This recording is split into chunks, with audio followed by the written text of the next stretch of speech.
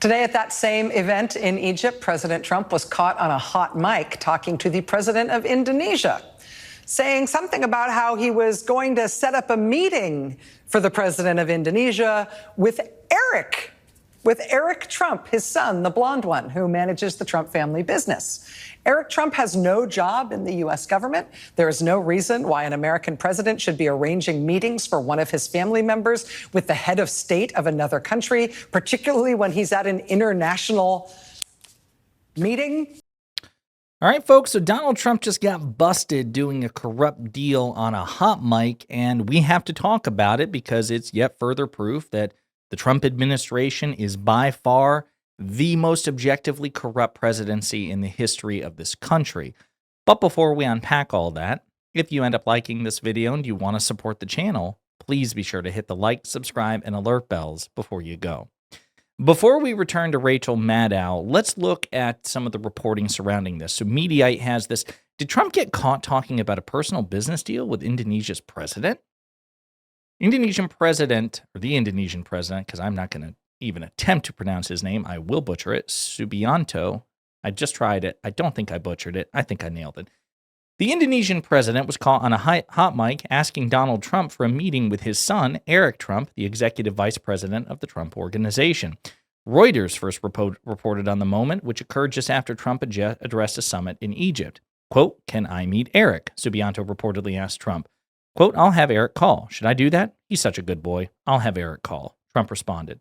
Reuters reported the Indonesian president asked Donald Trump if he could meet with Trump's son, Eric, an executive vice president of the Trump Organization, according to comments made by the leaders picked up by a microphone after Trump addressed a Gaza-focused summit in Egypt. Trump and the president, who were also seen on video, appeared to be unaware that a live microphone was recording their conversation. It was not immediately clear from the audio why the president was seeking a meeting with the younger Trump, but it appears the two men did not realize their conversation was being picked up by a nearby microphone, and BBC reported on it as well. Reuters reported that the president mentioned the name Harry and finding a, quote, better place in his exchange with Trump. It's unclear who Harry is or what the Indonesian president was referring to when he mentioned a, quote, better place. After Trump said for a second time that he would have his son call the Subianto, the Indonesian president reportedly replied, quote, Eric or Don Jr., referring to Trump's other son, Donald Trump Jr. Jr. is also an executive vice president for the Trump Organization. The president handed over control of his company to his sons after taking office, and he is no longer involved into the day-to-day business, according to the organization. While it is unclear what Trump and the president were referring to, the Trump Organization has growing business in Indonesia. They opened a golf club in the country earlier this year and have other properties listed as coming soon on their website. So this seems super hella crazy corrupt. And that's a problem given that we've already discussed the unprecedented corruption of the Trump administration, according to a profile by the New Yorker, which is like 3 months old at this point, so it probably needs to be updated. Trump has made, as of like 3 months ago, $3.5 billion off the presidency. He is enriching himself off the presidency. He has made $5 billion off his ridiculously corrupt cryptocurrency, and the opacity of crypto regulation means that Donald Trump is effectively regulating the industry that's enriching him. So you want to talk about a corrupt conflict of interest? We've never seen anything like that. I guess we will play, even though, again, the audio is a bit muffled, let's play some of the footage itself of Trump and the Indonesian president. Is in a region not safe, secure. Can I meet Eric? Yeah, I'll have Eric call. Yeah. He's such a good boy. Yeah. I'll have Eric call. Definitely. Thank you. Yeah. That's all. I told Harry also. I told Harry also. Did you speak to me? Yeah, but we'll look for better place. Yeah, all of better place. Okay. Yeah. Or Eric or John. You're a fantastic guy. I'll have one of them. Thank you.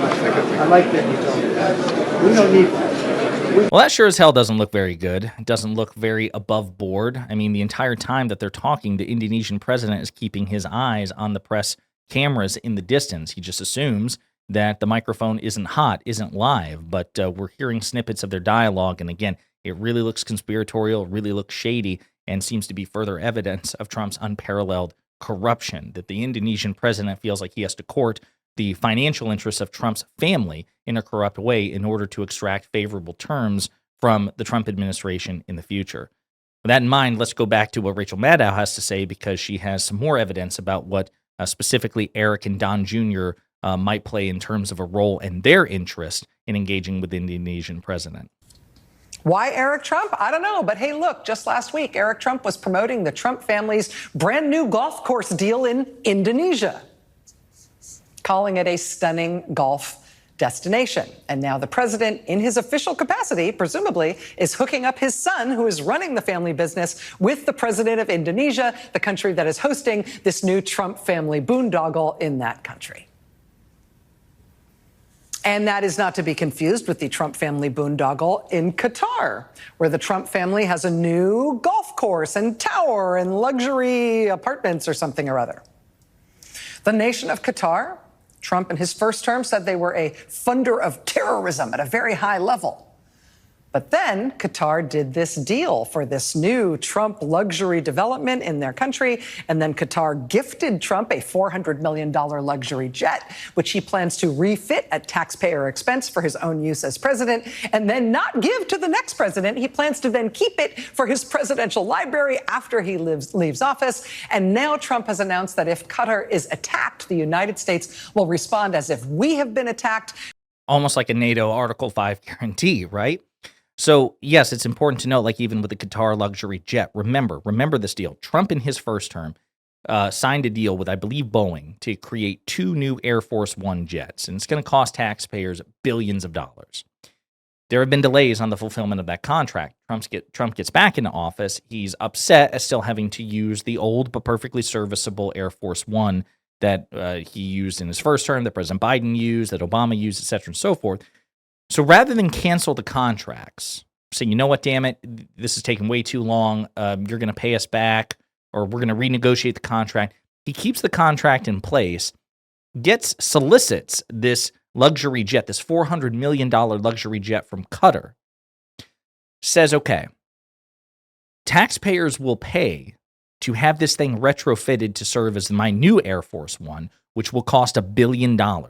Taxpayers will pay $1 billion to get the security upgrades for the Qatari luxury jet to be Trump's new Air Force One. Then Trump plans on taking that with him once he leaves office and leaving Americans with the 2 Boeings that he negotiated in his first term. In other words, people say, well, it's free. Who cares? He's saving us money. Bullshit. No, he's not. We're still on the hook for the Boeing Air Force One planes that he negotiated in the first place, and we're paying $1 billion for him to use this plane for like 6 months before he leaves office and takes it with him. He has, in fact, the art of the deal, the master negotiator, has in fact doubled what the American taxpayer are paying as a consequence, and he gets to walk away with a new shiny Air Force One. It's insane. It's corrupt as hell. It's grifting. It's self-serving. It's classic Donald Trump.